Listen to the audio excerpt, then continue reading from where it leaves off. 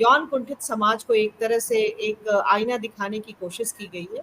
और पूरी फ़िल्म देखने के बाद अगर कोई फ़िल्म का विरोधी भी होगा तो उसे ज़रूरी लगा होगा कि इस पे जानना क्यों ज़ जैसा कि हम देखते हैं कि जो पंडित उनके मेंटर होते हैं, पंकज त्रिपाठी इसमें मेन कैरेक्टर हैं और आखिर तक आते-आते उनको पता चलता है कि उनकी बेटी के साथ गुड टच, बैड टच वाला जो इंसिडेंट है घर में मामा ने ही किया होता है।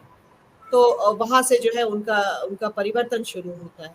तो ये एक बहुत ही महत्वपूर्ण जो है उस फ़िल्म का वो एक पॉइंट है, जहाँ से वैसे लोगों में भी बदलाव आता है जिसको लेकर के कि जो बहुत ज़्यादा परंपरावादी होते हैं या बहुत ज़्यादा इस चीज़ को लेकर के मतलब कि ओपन नहीं होते, तो उस तरह के लोगों के अंदर भी इस पूरे फ़िल्म के इस वाक़ये ने बहुत अच्छे से ओ उन उ इसको उन्होंने रिसीव किया और इसकी ज़रूरत को जो है, तत्काल ज़रूरत को यहाँ पर उसको प्लेस किया।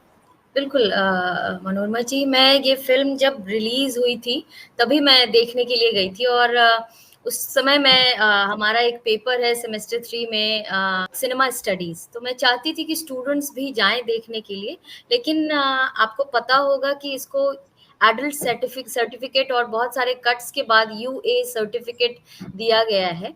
तो और मैं जब देखी तो मुझे सबसे पहले यही बात मेरे दिमाग में आई कि ये स्टूडेंट्स को, बच्चों को देखना बहुत ज़रूरी है। क्योंकि मैं इससे पहले बहुत कम फ़िल्मों में या ना के बराबर कभी सेक्सुअलिटी पे या फिर सेक्स एजुकेशन की ज़रूरत पे बात करते हुए कोई फ़िल्म मैं देखी होंगी, मुझे याद नहीं है।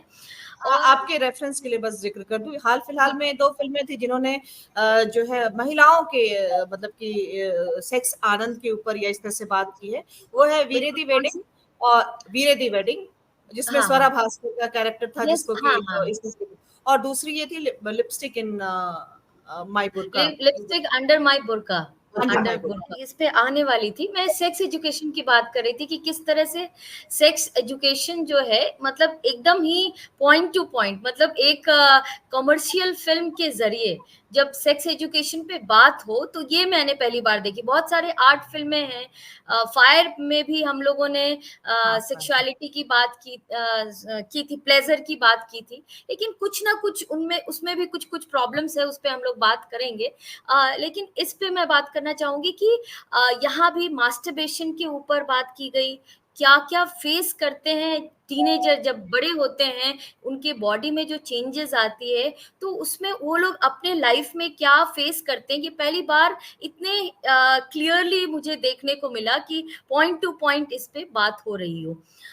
लेकिन 1-2 चीज़ें जो मुझे मिसिंग लगी इस फ़िल्म में मनोरमा जी, कि इसमें मास्टरबेशन की कई कई बार बातें हुई, लेकिन फीमेल मास्टरबेशन को लेकर के कोई बात नहीं हुई और उसमें जिस तरह से लिंग की बात होती है और उसको कामसूत्र और इन सब चीज़ों से जोड़ा जाता है, तो उसमें भी कुछ-कुछ चीज़ें हैं जिस पे हम लोगों को पॉइंट आउट करने की ज़रूरत है कि क्या मास्टरबेशन और प्लेज़र बस पुरुषों की बात है या बस लड़के-बच्चे की बात है या महिलाओं की भी के भी प्लेज़र के बारे में बात कर सकते हैं। जैसे आपने बात की वीरे दी वेडिंग तो उसमें ये दिखाया गया कि डिवोर्स के बाद वो मास्टरबेशन करती हैं और हमेशा या फिर फायर मूवी में भी कि वो अपने पति से खुश नहीं हैं, तब जाकर के वो इस फीमेल से अट्रैक्ट होती हैं, विमेन से अट्रैक्ट होती हैं।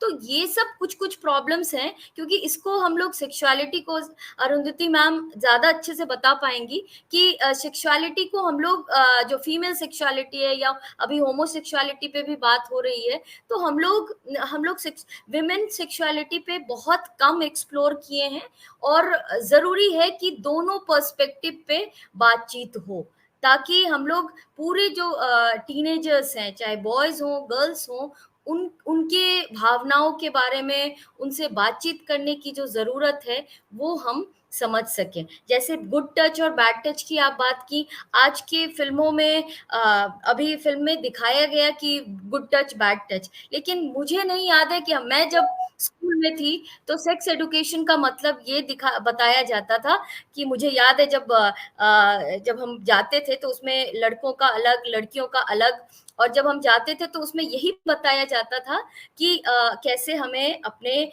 वर्जिनिटी को मेंटेन रखना है और अपने जब तक शादी ना हो तब तक आप सेक्स ना करें, ये अपने परिवार का और संस्कार, इन सब चीज़ों का रूप रहता था सेक्स एजुकेशन, कि ऐसा होने से आपके साथ गलत हो सकता है, ये सारी चीज़ें होती थी। और ना ही मैं ये भी कहना चाहूँगी, पेरेंट्स भी कभी खुल कर के बात, अभी के पेरेंट्स के बारे में मैं नहीं जानती बहुत, लेकिन हम अपने एज ग्रुप के जो पेरेंट्स थे, वो बहुत खुल के इन सब चीज़ों पे बात नहीं करते थे। और I also face that sexual abuse, वो चाइल्ड अब्यूज़ जो आप कह सकते हैं, बचपन में अपने ही घर में। और मुझे समझ में नहीं आ रहा था कि ये हुआ क्या है? और ये रीज़न अभी मैं जब सोचती हूँ तो मुझे लगता है कि अगर इस पे बातचीत होती, अगर हम खुल के बातचीत करते, या हमें अगर स्कूल में भी बताया जाता कि यहाँ टच करना या इस जगह पे ब्रेस्ट पे टच करना या वजाइना में टच करना ये गलत है और इसको रोकना है, इसको ना कहना है, ये चीज़ें हमें बता ही नहीं गई थी। तो ये एक पॉपुलर मीडियम है सिनेमा, और सिनेमा के तहत अगर ये बातें हो रही हैं, तो और खुल के बातचीत करने की ज़रूरत है। स्कूल में भी, पब्लिक प्लेटफ़ॉर्म पे भी, और popular popular cinema, popular front पे भी।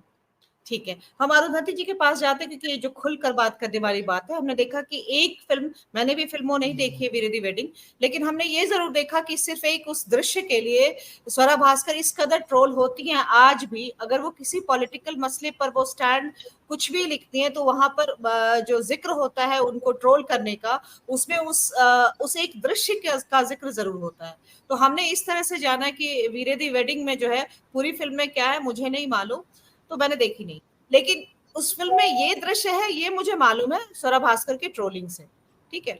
तो ये एक होता है। दूसरा है जो लिपस्टिक अंडर माय बुर्का जो था, उसको लेकर कंट्रोवर्सी तो हुई है। और अभी खुफिया देखिए, खुफिया जो है वो एक समलैंगिक रिलेशनशिप है तब्बू का। लेकिन उसमें बहुत रैप करके बात की। अब जब 2-3 डायलॉग अगर कोई मिस कर देगा तो नहीं समझ पाएगा कि मतलब बहुत सारी बातें खुफिया है उसमें। एक खुफिया बात ये भी है कि तब्बू जो है वो समलैंगिक रिलेशनशिप में है वो। तो इस तरह की चीज, तो यानी कि बहुत रैप करके बात की जा रही है फिल्मों में अगर इसकी बात है। इसलिए शायद यही लगा होगा फिल्म मेकर्स को भी कि चूंकि उनको फिल्म मार्केट भी करना है, तो अगर महिला किसी फीमेल कैरेक्टर के साथ ये करते तो होता कि मतलब कंट्रोवर्सी में ज्यादा होती, उनकी फिल्म नहीं होती। तो इन्होंने सुविधाजनक रास्ता चुना और जो कैरेक्टर है उसको लड़का रखा, ताकि इस पे फिर उससे बात हो सके। हम अरुंधति जी के पास इसी सवाल के साथ जाते हैं कि मतलब ठीक है, फिल्मों में चीजें आ रही है, लेकिन इनहिबिशन है, अभी वो इनहिबिशन टूटा नहीं है। तो हाँ, लेकिन स्पीड देख करके और जो धीरे धीरे करके हो रहा है, तो हम उम्मीद कर सकते हैं आने वाले 4-5 सालों में शायद इस पर भी खुल करके बात होने लगे। क्योंकि अभी एक और फिल्म आई थी जिसमें हमने हालांकि वो उसको डिस्टॉर्ट कर दिया था लास्ट में, लेकिन फिर भी एक कैरेक्टर ए सेक्सुअल प्रॉब्लम से जूझती है, सत्यकाम की प्रेम कथा है ना। ये फिल्म थी इसकी कार्तिक आर्यन और कीर्ति सेनन की। तो वो फिल्म जो थी वो इस वाले इस पे बात करती कि एक लड़की वैसी जिसका कोई इंटरेस्ट ना हो सके, बाद में खैर पता चलता है कि उसके साथ रेप हुआ था, ये सब तो थोड़ा सा डाइल्यूट कर दिया गया। लेकिन फिर भी लोगों ने, मेन स्ट्रीम में लोगों ने समझा कि ऐसा एक होता है, सिंड्रोम होता है जिसमें कोई महिला ऐसे हो सकती है या कोई पुरुष ऐसा हो सकता है। हाँ, देखिए ये तो दिव्या जी ने पहले ही बहुत खुल के बताया। थैंक यू दिव्या जी, आपने शेयर किया आपका खुद के बारे में भी। बहुत बहुत करेज लगता है करने के लिए ये। सो थैंक यू आपका शेयरिंग के लिए। और आपने बहुत चीज 2-3 क्वेश्चंस खुल के रखे हैं, तो मैं वहीं से शुरू करती हूँ कि देखिए, जब तक मुझे लगता है जब तक सेक्स हमारे लिए संतान बनाने से जुड़ा होगा सिर्फ, और इसके साथ आनंद, सुख, इंटिमेसी, घनिष्ठता, संपर्क को जोड़ने वाला एक, जैसे लव लेटर्स होता है, संपर्क को जोड़ता है, और वैसा ही सेक्स और एक शारीरिक मानसिक एक उपाय है जिससे 2 या 3 या उससे ज्यादा लोग एक से जुड़ सकते हैं। ये ऐसे हम नहीं देखेंगे सेक्स को, तब तक सेक्स सिर्फ, और ये पितृसत्ता के स्ट्रक्चर के अंदर सिर्फ सत्ता जताने का, क्षमता, पावर जताने का एक उपाय ही रहेगा। इससे हम और कुछ उम्मीद नहीं कर सकते। इसीलिए जब सेक्स एजुकेशन में हम यही तक सिखाएं कि ये मत करिए, वो मत करिए, इससे डरिए, उससे डरिए, उससे क्या होता है कि हर इंसान के अंदर, वो बॉय हो, गर्ल हो, वो लेस्बियन हो, सेम सेक्स वाले हो या हेट्रोसेक्सुअल हो, उनके अंदर 3 चीज घुस जाता है सेक्स के बारे में। एक तो एक पाप सा, एक अपराध सा बोध, दूसरा शर्म, बहुत ही शर्म, और तीसरा घृणा। और ये 3 चीज जब एक साथ होता है तो उसका जो आउटकम होता है, वो आदमी हो, औरत हो, उसका आउटकम कभी वायलेंट होता है या कभी कुंठा के साथ होता है। तो हमारा सेक्स एजुकेशन का मुझे लगता है 2 रोल होना चाहिए। एक कि जानकारी देना, हमको ब्रॉड जानकारी, कहाँ क्या है, हमारे बॉडी का क्या क्या क्या क्या करता है। दूसरा, और उसी के साथ जुड़ा हुआ कि इसके कनेक्शन प्लेजर से है, इंटीमेसी से है, 2 लोगों की एक साथ आने से है। संतान होना तो दूसरी बात है, वो बायोलॉजिकल है। और द सेकंड थिंग इज ये, इसके साथ सुरक्षा। इसी कॉन्टेक्स्ट में बस मुझे बहुत पहले, जब मैंने टीनेज में ही मैं गांधी की बायोग्राफी पढ़ रही थी, ऑटोबायोग्राफी पढ़ी थी, उसमें एक लाइन था जब उनके बेटे ने चोरी की थी, तो उन्होंने मैंने अंग्रेजी में पढ़ी थी वो किताब, तो वो लाइन हमेशा रह गई कि we have conceived him out of lust, ऐसा कुछ लिखा था उसमें वो। तो इसलिए जो है हमारा बेटा ऐसा हुआ है ना। बस मैं जिक्र करी थोड़ा सा, अभी याद आया। और हम सब जानते हैं कि गांधी का जो सेक्स के ऊपर जो लिखा है, उसके ऊपर तो बहुत ही कंट्रोवर्सी है, उसका तो आपको और एक सेपरेट एक्चुअली रखना चाहिए कभी उसके बारे में बात करने के लिए। Thank you for mentioning that. तो ये तो सेक्स एजुकेशन का हुआ, और इसमें पिछले 10 साल से एक्चुअली आप देखिएगा तो ये एक थोड़ा सा हम बातचीत करने लगे हैं। जैसे आपने कहा मनोरमा जी कि कुछ फिल्म में अभी दिखाया जा रहा है, धीरे ही सही, छोटा छोटा बात ही सही, लेकिन एटलीस्ट दिखाया जा रहा है, वो अच्छा है। लेकिन उसके साथ 1-2 चीज जो मुझे घटता है वो है कि जैसे आप कोई फिल्म में देखेंगे कि कोई आदमी से खुशी नहीं है, सुख नहीं मिल रहा है, तभी वो दूसरी औरत के साथ जा रहा है। इससे जो क्वियर लोग हैं, जो होमोसेक्सुअल लोग हैं, उनको लगता है कि उनका एक बड़ा सा स्टोरी आपने इरेज कर दिया, उसको आप बना दिया कि इससे सुख नहीं मिलता है हेटेरोसेक्सुअल लोगों को, तभी वो जाके कोई सेम सेक्स के साथ उसका कुछ हो रहा है। ऐसा छोटा छोटा जो हम, जैसे कि कोई रेप हुआ है इसीलिए वो एसेक्सुअल हो गया है। जो एसेक्सुअल लोग होते हैं जिनका अपना जन्म से होते हैं या खुद का ओरिएंटेशन, जन्मजात ओरिएंटेशन, तो इसको मानना कि हमारा जेंडर, जैसे हम एक स्पेक्ट्रम देखते हैं कि आदमी औरत, इसके बीच में ये एक रेनबो जैसा है, एक स्पेक्ट्रम है, इसमें बहुत सारे परसेंटेजेस हैं, बहुत सारे कॉम्बिनेशंस हैं, ये दो पोलर नहीं है। सेक्सुअलिटी भी वैसा ही है, एक साइड में हेटेरोसेक्सुअलिटी है, दूसरे साइड में होमोसेक्सुअलिटी है, लेकिन उसके बीच में एसेक्सुअल है, कोई पैनसेक्सुअल है, किसी को फर्क नहीं पड़ता, आदमी हो या इंसान, वो प्यार करता है।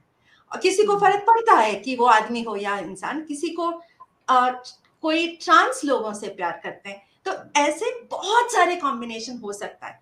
अच्छा बात यह है कि इसके बारे में हम बात कर सकते हैं। हम जब छोटे थे, हम जब कॉलेज में थे, तब तो इसके बारे में किसी को पता भी नहीं था। हम फुसफुस करते थे कि वो थोड़ा डिफरेंट है, ऐसा कि वो लड़का थोड़ा सा कैसा है, वो थोड़ा औरत जैसा है, या कोई लड़की के बारे में वो थोड़ा टॉम बॉयज है, ऐसे कहते थे। हमारे पास लैंग्वेज नहीं था, हमारे पास भाषा नहीं था, वर्ड्स नहीं था। तो अभी ये सारे लैंग्वेज आ रहे हैं, हम लोग बना भी रहे हैं हमारे, जैसे मैं बांग्ला में मुझे बहुत अच्छा लगा कि ट्रांस पर्सन का एक बहुत ही प्यारा बांग्ला वर्ड है, उसको कहते हैं रूपांतर। रूपांतर जो रूप बदलता है, तो रूपांतरी इंसान कहते हैं जो ट्रांस। और मुझे ये बहुत अच्छा लगा कि जो ट्रांस वर्ड हमने इंग्लिश से लाया, लेकिन बांग्ला में अपना कुछ हम लोगों ने बना लिया। तो लेकिन हमें थोड़ा सा चौकन्या रहना है जब ये हम फिल्म्स देखेंगे, गाने सुनेंगे या कविता पढ़ेंगे, स्टोरीज पढ़ेंगे, कि हम इसको प्रेजेंट कैसे कर रहे हैं। और कोई फिल्म में अगर हम ये दिखाना चाहेंगे सेक्सुअलिटी या क्वियरनेस, तो हमें थोड़ा सा खुद का जानकारी चाहिए और ये कम्युनिटी से, लोगों से हेल्प मांगना चाहिए कि आप आके हमें दिखाइए। जो हमारे बीच में जो हेटेरोसेक्सुअल हैं, वो लोग अपना कहानी तो कहते गए इतने सालों से, अगर आप क्वियर लोगों की कहानी कहेंगे अभी, तो उनसे, उनका कहानी आप उनसे लीजिए, उनसे पूछिए कैसे दिखाना है, एक औरत दूसरे औरत से चुंबन कैसे करता है, ये दो हेटेरोसेक्सुअल लोग बता नहीं सकते। आपको दो औरत से पूछना पड़ेगा, उससे सीखना पड़ेगा। ये हमारे लिए बहुत कुछ सीखना अभी भी बाकी है। अच्छा है, आपका क्वेश्चन का वही कहती हूँ मैं कि बहुत ही अच्छा है ये सब दिखाया जा रहा है, लेकिन हमें सेंसिटिव होना है कि हम मेजॉरिटी एंगल से सब कहानी कह नहीं सकते।